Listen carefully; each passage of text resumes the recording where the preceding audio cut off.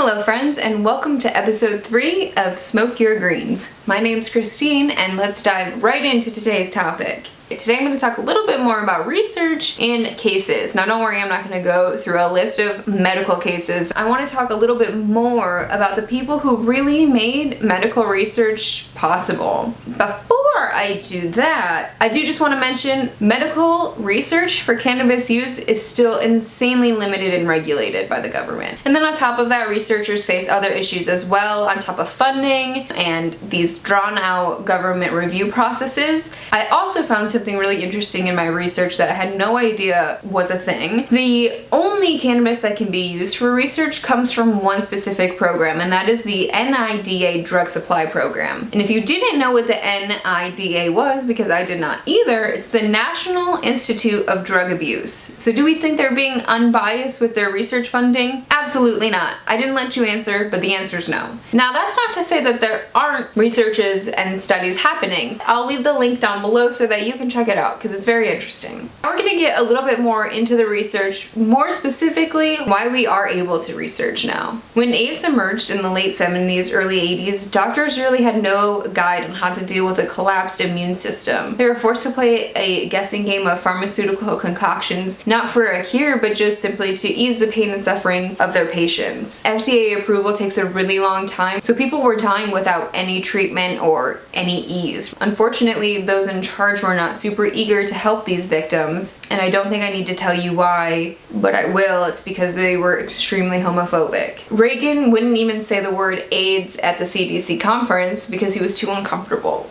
AIDS patients and activists, they weren't only fighting for equality at this point, they were fighting for existence. Okay, in 1985, AZT became available. AZT was effective for most, but it came with really harsh side effects, like intolerable migraines, vomiting, nausea, loss of appetite. AZT made wasting syndrome, which is exactly what it sounds like, in patients suffering much worse and only extended life by typically a few months. Cannabis helped with the gastrointestinal distress and gave them the munchies, which sounds kind of silly, but when you are literally wasting away because you're not receiving any of the nutrients because you can't keep anything down or eat anything, it's super important. Okay, so eventually THC was given a new name, and that name is dronabinol. They do this to me on purpose, I swear. Dronabinol. That form of THC is used to make a drug that's marketed called Marinol. THC in the form of dronabinol was moved to Schedule 2, which means that it's prescribable. However, even though that synthesized and concentrated version was rescheduled, the source of the plant was not. So cannabis was not moved from a Schedule 1 drug to Schedule 2. You would still get in a lot of trouble for having cannabis. One very important dude, Robert Randall, who worked through the ACT, really did a lot for the advancement of research in cannabis. But he also worked very closely with a lot of patients. So now I would like to tell you about a young couple in Florida who was suffering from HIV/AIDS. So this young couple from Florida reached out to ACT after they were arrested for their medicine. After taking some advice from an AIDS support group, the couple tried cannabis for the very first time. And without any real drug culture connections, it was hard for them to receive it, and it was helping them. They were gaining weight, they were able to keep things down. At the point when they started using cannabis, they were near skeletal. So this was a huge improvement. However, without this, connection to the world, because there's not a way to get it legally, he decided he was going to grow some himself. It's just a lot easier. He had 2 measly little plants, and he was then arrested for intent to distribute. They were able to get them out on bail, and then ACT helped find the couple a sponsor for their IND application, also known as the compassionate use. So this would allow for those suffering from AIDS or HIV and using cannabis to medicate themselves, they would not be arrested for it. Robert soon realized that this couple were essentially Ken and Barbie. He decided to use them as the face of his next endeavor called MARS, which is the Marijuana AIDS Research Services. And what this program did was give patients and doctors the necessary information and forms to fill out for this compassionate use IND program.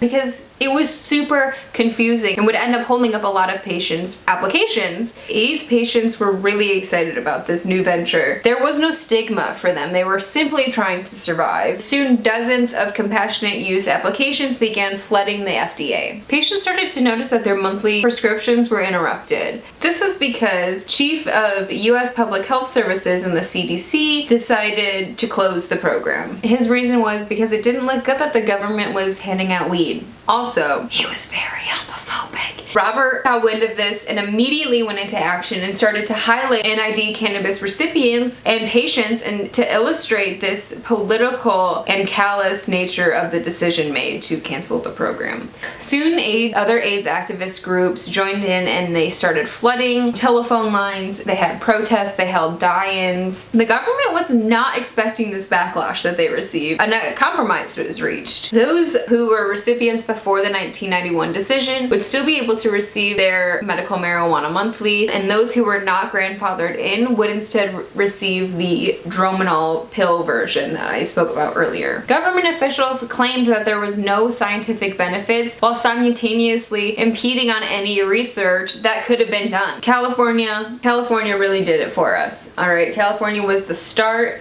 Thank you, California. On election day in 1996, 56% of Cali voters voted yes to medical marijuana. Arizona was right behind them with 65% voting yes. So eventually, because of their continued efforts, an IOM report released in 1999 affirmed the use of medical marijuana and research. The experiences of AIDS patients using medical marijuana helped change the nation's perception of the drug from menace to medicine. Now I'd like to tell you about a little girl named Ashley from Illinois.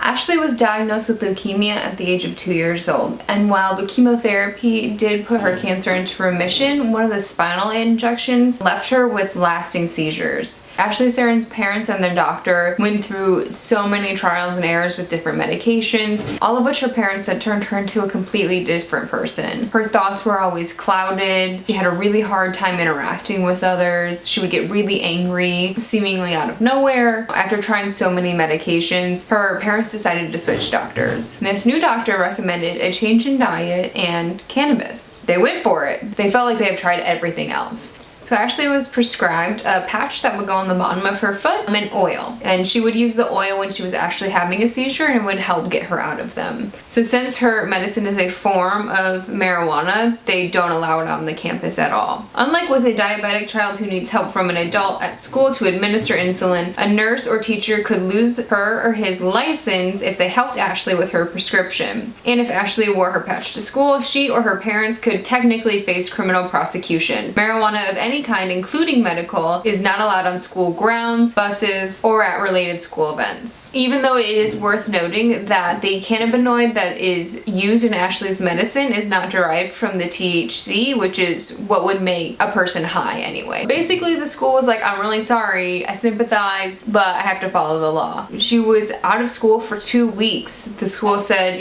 take us to court. With the help of their lawyers and with the school district, they ended up winning their case, which is awesome, and Ashley, after missing 2 weeks of school for her medication, was allowed to re-attend her classes in person. The ruling on Ashley's case is very specific to her, but this is a good precedent, and moving forward, it'll be a good case to refer to when in court for other things that hopefully, change the culture a little bit and change the stigma and the perception of cannabis, and especially in a therapeutic and medical benefit.